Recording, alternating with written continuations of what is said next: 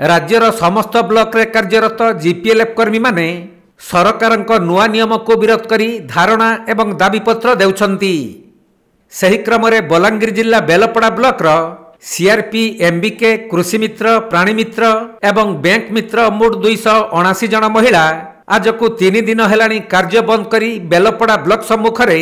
धारणा रे बसी रहिछंती। हमर फिक्स सैलरी लागे हम बसी छी हमें 6 मास हेलानो आज बसबाटा 2 दिन हो आज 2 दिन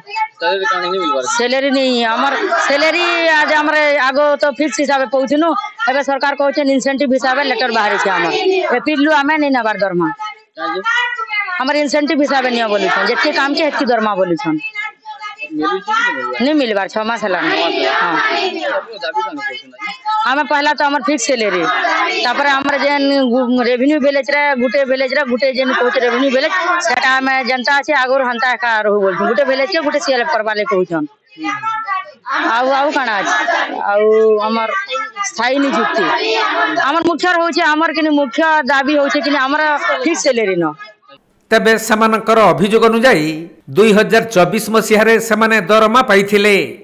किंतु एबे समानंकु दरमा दिया जाउ नथवा बेले इनसेंटिव टंका मध्य दिया जाई नाही जेउथि पई समाने धारणा रे बसी रही दाबी उपस्थापन करिसंती जे पूर्व परि समानंकु दरमा स्थायी नियुक्ति 6 मासर बकिया राशि एही परि विभिन्न दाबी नै अनिर्दिष्ट काल पर्यंत धारणा रे बसिबे बोली कहिसंती। हमर फिक्स सैलरी रो लाई बसिस मया आउ अकाउंट पे रो लाई एटा धारणा बस नहीं है बारन जे दिन धारणा बस केते दिन धारणा बस इरा जते दिन सरकार नहीं सुनबे एते दिन तो हमें धारणा रे बसनु जेन सातटा दाबी होते दाबी हमर पहला तो हमर फिक्स सैलरी करा जिबारा तापर हम स्थायी नियुक्ति तापर अकाउंट हमर अकाउंट पे आ रेवेन्यू विलेज जेन अछि जे सेटा नि करा जो हम जेनता पहला रो जेना थिले हंता का हो बोली हम सबे ए धारणा बस जेतले अपन नियुक्ति पाले नुआ नुआ सेतले सरकार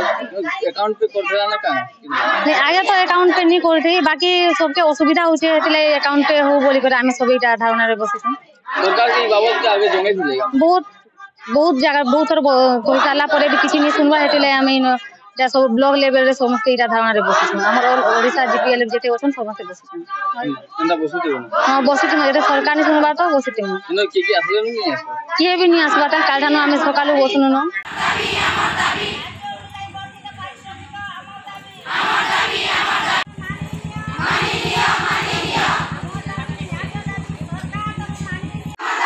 बलांगीर रु पलसी बरिहांकर रिपोर्ट कोणार्क लाइव।